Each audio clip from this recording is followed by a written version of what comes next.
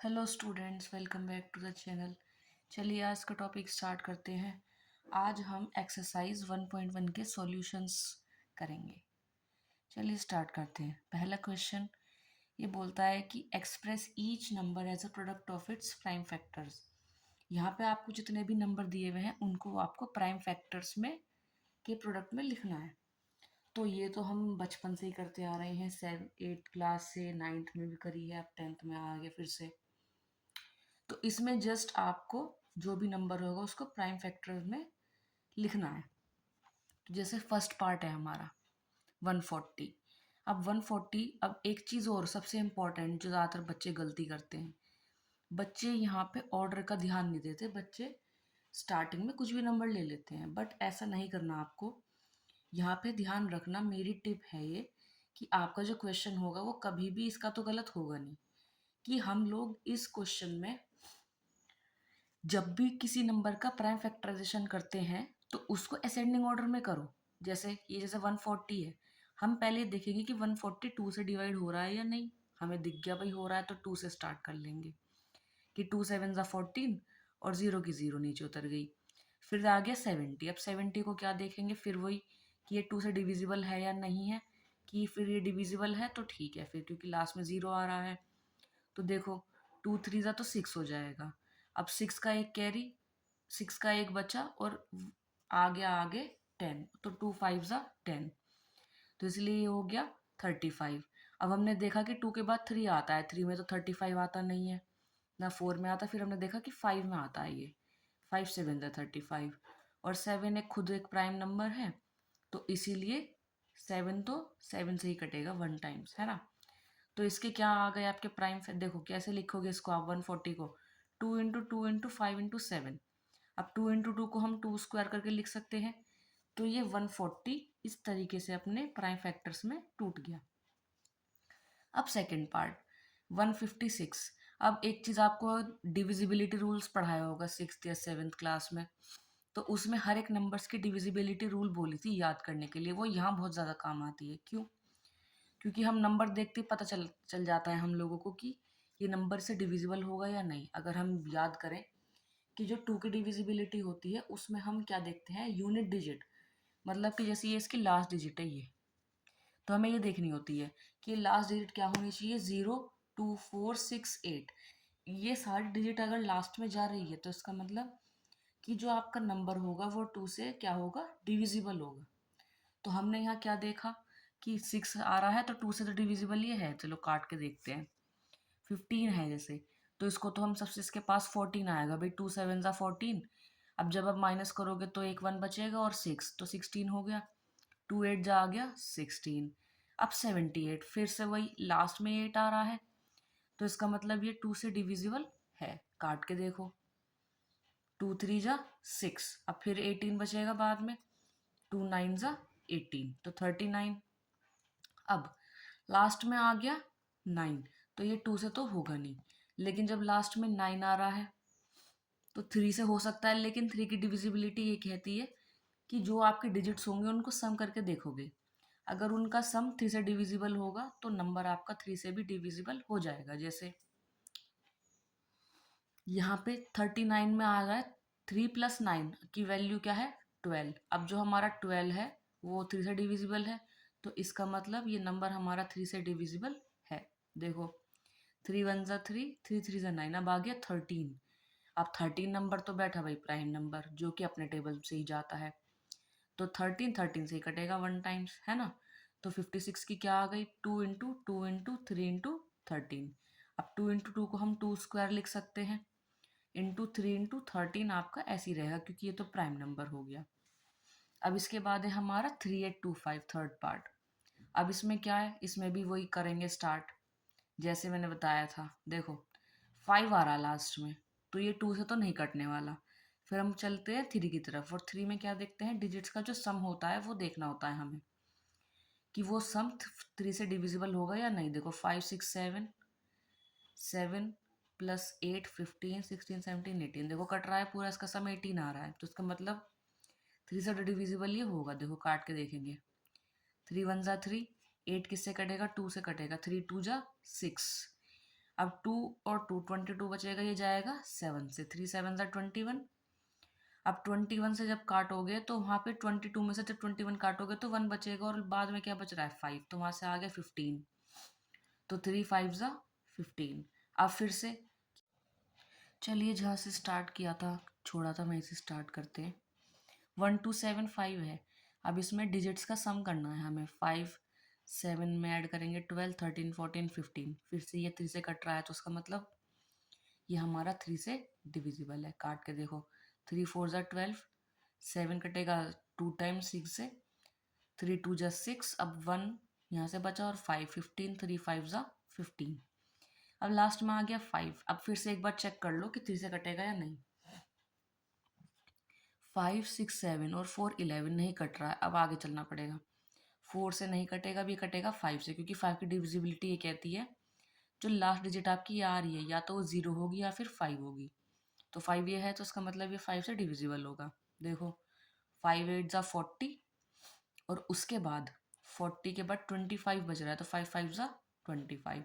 अब आगे जो है ना, ये मेरे से लिखने में मिस्टेक हो गई, मुझे पहले 5 लिखना था, फिर लिखना था 17। चलो जो भी है, तो मैंने इसको पहले 17 से काटा, लेकिन आप ऐसा नहीं करोगे, आप 5 से ही काटोगे। ठीक है। अब जब हमने इसे 17 से काटा, मुझे पता है 17 का टेबल याद है, 17 5 से 85 होता है। तो यहाँ 5 आ गया और 5 आपके टेबल से ही कटेगा 1 टाइम्स। तो ये भी हो गया। अब इसको कैसे लिखोगे, 3 इंटू 3 इंटू 5 इंटू 5 इंटू 17। अब 3 इंटू 3 हो गया 3 स्क्वायर, 5 इंटू 5 हो गया 5 स्क्वायर इंटू 17। अब इसके बाद है हमारा फोर्थ पार्ट 5005। अब सबसे पहले 5 प्लस 5, नहीं इसमें तो सम नहीं होगा, लेकिन ये 5 से डिविजिबल है क्योंकि क्लास में 5 आ रहा है। तो 5 से जब इसे काटेंगे हम 1001 आएगा। ठीक है। फिर उसके बाद ये 6 से नहीं कटेगा, ये कटेगा 7 से। 7 से कैसे कटेगा, 10 से जब हम काटेंगे, 10 को काटेंगे 7 से, तो 7 1 ज़ा 7, उतर गया नीचे 1 टाइम्स हो गया। जब 10 में से हम 7 माइनस करेंगे तो 3 आएगा यहाँ पर। अब 30, एक जीरो और आगे भी आ रही है, तो 30 आपका 7 4 सा जाएगा 28।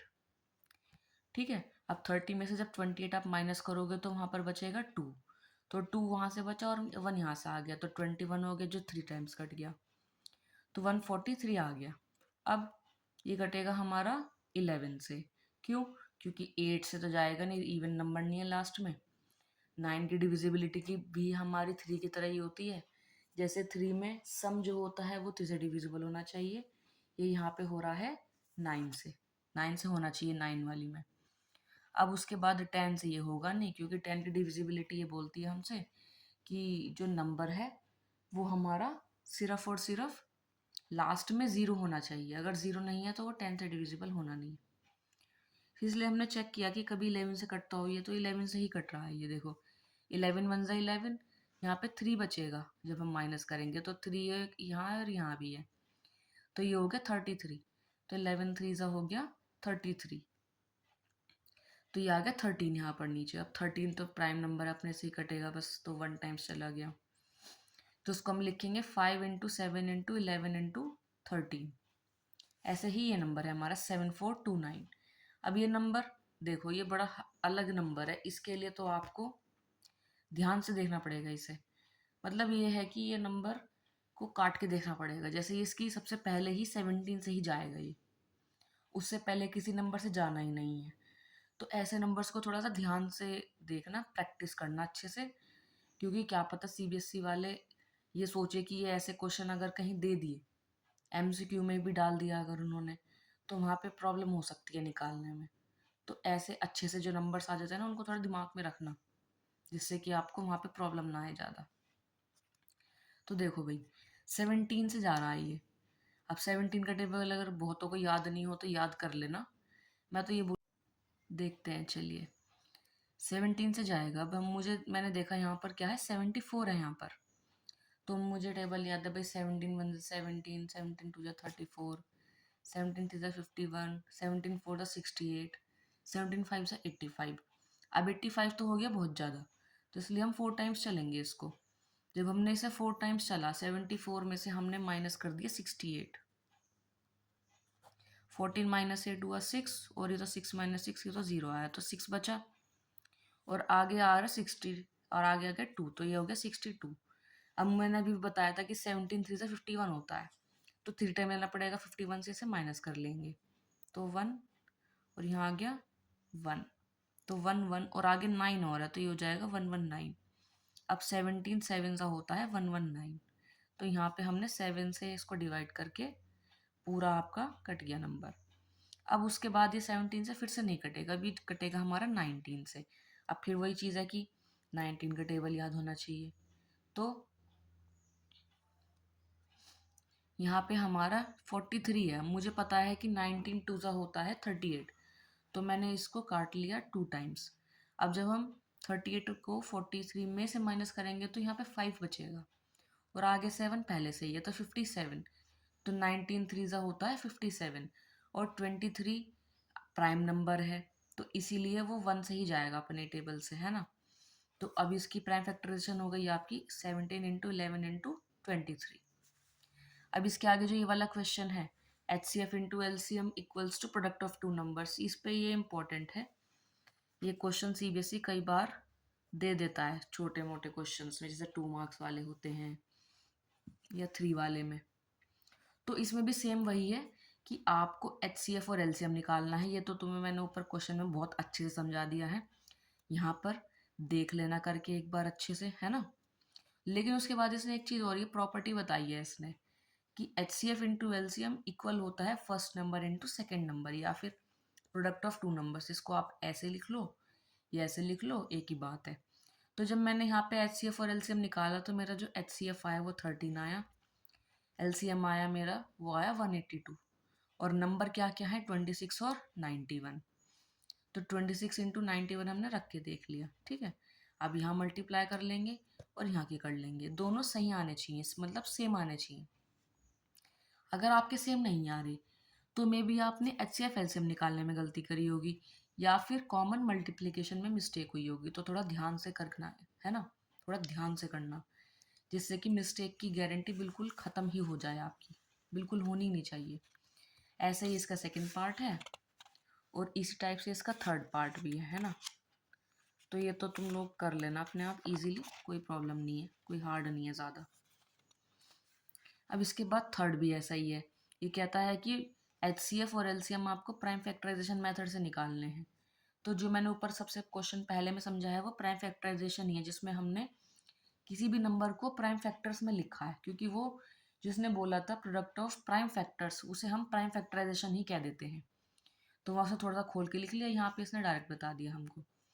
तो ये ऐसे ही होंगे, इसमें भी एच सी एफ और एल सी एम ही आपको फाइंड करने हैं। अब देखो जी, क्वेश्चन नंबर 4, ये है इंपॉर्टेंट। कई बार सीबीएसई में डिजिट यही आई है या फिर बदली भी गई है, तो दोनों केस में पता होना चाहिए। तो इसमें यहाँ बोला है इसने कि एच सी एफ तो इन दोनों का 9 दिया हुआ है, और एलसीएम आपको फाइंड करना है। अब इसमें ये प्राइम फैक्टराइजेशन वाला मेथड लगाने मत बैठ जाना, बहुत टाइम लग जाएगा। ये इजी करने के लिए ही हमें ये फॉर्मूला दिया गया था, जो पिछले क्वेश्चन में वेरीफाई करवाया था इसने, कि H C F into L C M into product of two numbers. तो अब यहाँ पर एच सी एफ तो मेरे पास है, तो 9 into L C M equal to product of two number में आ जाएगा 306 इंटू 657।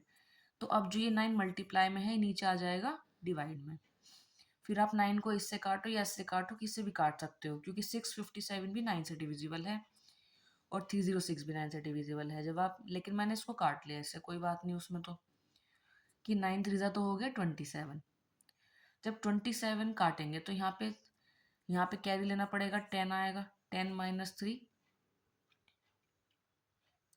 10 माइनस 7, सॉरी 10 माइनस 7 हो जाएगा 3, और 6 हो रहा है आगे, नहीं आगे, है ना। तो 36, तो 9 4 हमारा 36 हो जाएगा।